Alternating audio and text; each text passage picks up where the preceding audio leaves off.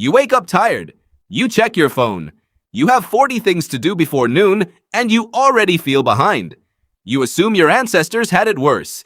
You picture them hunched over a fire, starving, exhausted, fighting for survival every single hour of every single day. That's the story you've been told. Cavemen worked constantly just to stay alive. But the real answer is far stranger. For most of human history, the average person worked less than you do. Far less. Some estimates put it at 15 to 20 hours a week.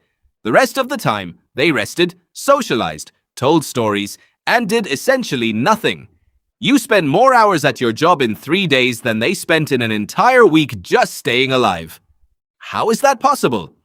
In the 1960s, an anthropologist named Marshall Sahlins looked at data from hunter-gatherer societies still living traditional lifestyles, and he noticed something that broke the assumptions of an entire field. These groups weren't scraping by. They were, in his words, the original affluent society. Not because they had more stuff, because they wanted less, and what they needed was almost always nearby. Think about that for a second. Affluence without accumulation. You measure a good life by how much you own. They measured it by how little they needed to chase.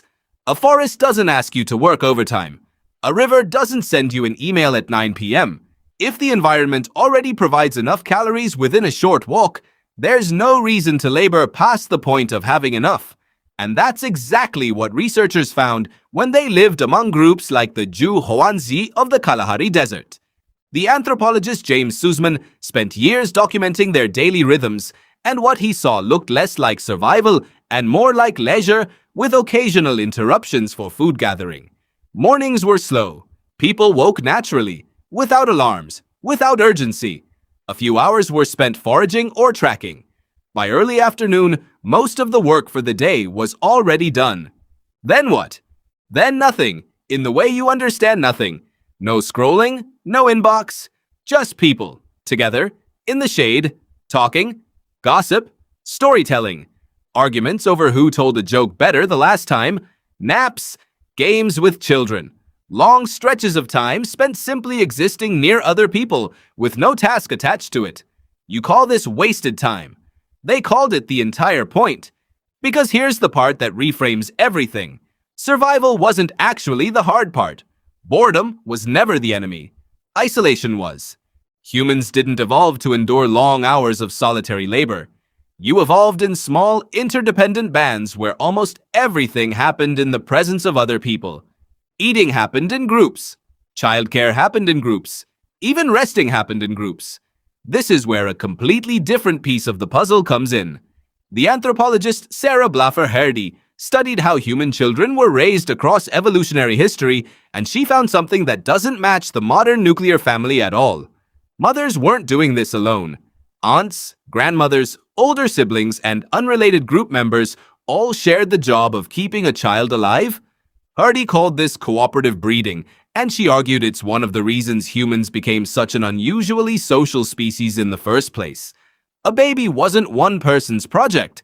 A baby was the whole camp's responsibility, which means the free time you picture as laziness was doing something essential. It was relationship maintenance. It was the invisible labor of staying bonded to the people who would help raise your children, share their food with you during a bad week, and defend you if something went wrong. Sitting around the fire wasn't the opposite of productivity. It was the actual work. Now here's where it gets even stranger, because cooking changes this story too. The primatologist Richard Wrangham proposed something called the cooking hypothesis, and it suggests that fire didn't just make food taste better. It rewired the entire human timeline. Cooked food is dramatically easier to digest than raw food. That means your body spends far less energy breaking it down. Less energy spent digesting means more energy available elsewhere. More energy for a bigger brain. More energy for a longer, more social afternoon instead of hours spent chewing tough raw plants like a chimpanzee does today. Fire didn't just warm the camp, it bought back time. Hours of it. Every single day. So picture the full loop now. Cooking freed up hours that used to go toward digestion.